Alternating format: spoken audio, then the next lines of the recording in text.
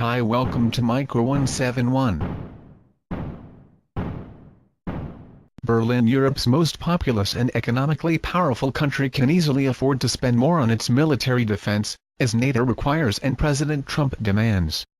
Yet Germany, still haunted by the horrors of World War II, simply doesn't want to do that.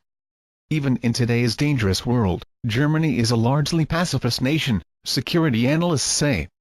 It's clear that the Bundeswehr German armed forces just can't realistically achieve these goals, said Sönke Neitzel, a professor of military history at the University of Potsdam.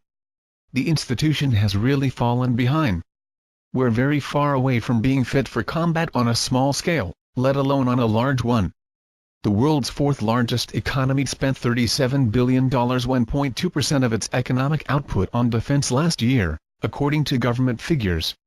That is far short of the 2% set by NATO and a third of the 3.6% of gross domestic product that the United States spent in 2016, according to NATO figures.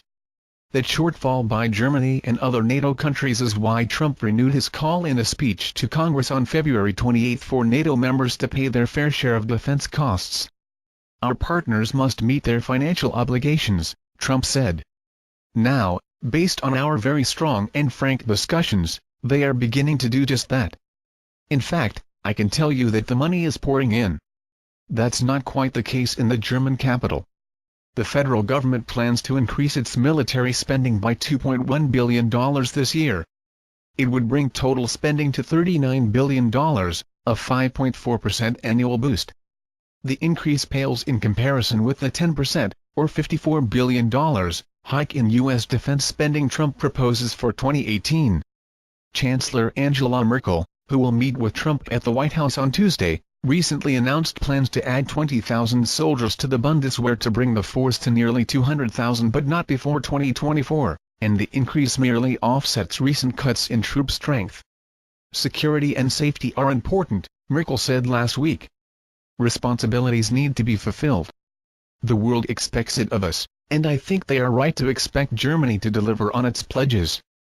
To fulfill NATO's requirements, the nation of 80 million would have to double its defense spending to more than $79 billion within the next 7 years. Plans call for spending $41 billion by 2020. Defense Ministry officials said the country isn't shirking its responsibilities. Germany is prepared to take an early, decisive and substantial role as a driving force in the debate over international security, the ministry said in a statement to USA Today. Even if Merkel pushed for more defense spending, she would face a public with low support for a stronger military. In 2011, the government ended conscription. Since then, the size of the armed forces contracted by about 22,000 soldiers through last year, government figures show. Preparedness to fight is an attitude that really doesn't exist here in Germany, Neitzel said. To attract more recruits, the Defense Ministry launched a multi-million-dollar recruitment campaign late last year featuring a YouTube reality series targeting citizens ages 14 to 35. Following 12 new soldiers through basic training, the upbeat YouTube series quickly became an internet sensation in Germany. But many criticized the endeavor for glossing over reality. In contrast to the well-equipped, modern military force depicted in the series and recruiting advertisements, reports of arms shortages and malfunctioning weapons have tarnished the Bundeswehr's reputation. Some media stories said German soldiers even used broomsticks instead of weapons in NATO training exercises and paid out of pocket for equipment. They should be working toward bettering the working conditions for soldiers instead of manipulating people with an advertising campaign, said Maximilian Schubert, 28, a student at Humboldt University in Berlin.